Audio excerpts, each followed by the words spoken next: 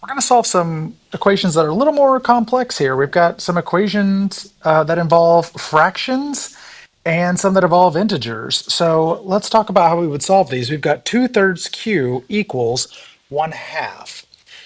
So the way that we're going to solve this problem is that we're going to need to get rid of this 2/3 so that we have q all by itself. Now what's happening here with 2/3 q, since there's no symbol in between the 2/3 and the q, is this is implied multiplication. You may recall that if there's no symbol, that means we are multiplying. So this is implied multiplication. And so what we'd like to do is divide by 2/3. 2/3 times q. We want to do the opposite of multiplication, which is division. We want to do 2/3 divided by 2/3. Okay, so I'm going to come over here and do 2/3 divided by 2/3. But what you may remember from way on back when you learned how to divide fractions is that when you divide a fraction, a really quick little shortcut for dividing a fraction is to multiply by the reciprocal. Dividing by 2/3 is the same thing as multiplying by 3/2.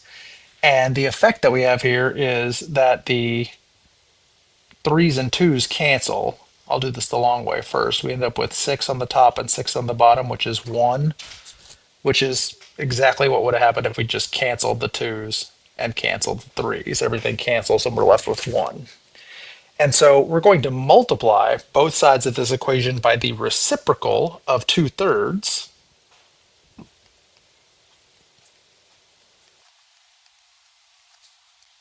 So let's multiply this side by 3/2, and we'll multiply this side by 3/2. And this is called the multiplication property of equality.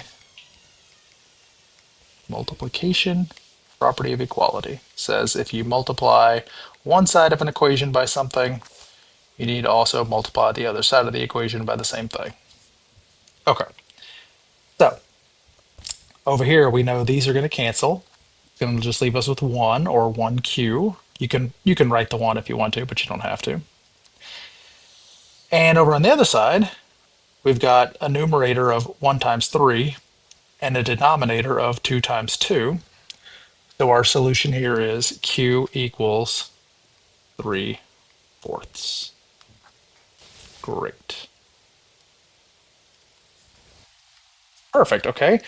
Let's take a look at this next equation. 39 equals negative 3r. So again, we've got some implied multiplication going on right here. If there is no symbol,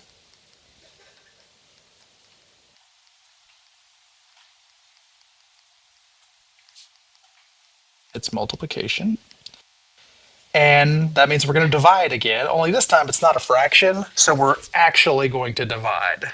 And the number we're going to divide by is negative 3, so let's go ahead and divide both sides of this equation by negative 3. So on the left side, we have 39 divided by negative 3. Well, 39 divided by 3 is 13, and a positive divided by a negative is a negative. And then on the right side, negative 3 divided by negative 3 is a positive 1. And then we have r left over. It's fine to leave your problem like this. Negative 13 equals 1r. It'd be fine to write negative 13 equals r. And it'd also be fine to flip this so the variable comes first and do r equals negative 13. I like the last one the best just because that's usually how we write our equations. But any of those three would be considered a correct answer. And I bet you can tell me what this property is called. It's called the division property of equality. And that's how we solve by multiplying and dividing.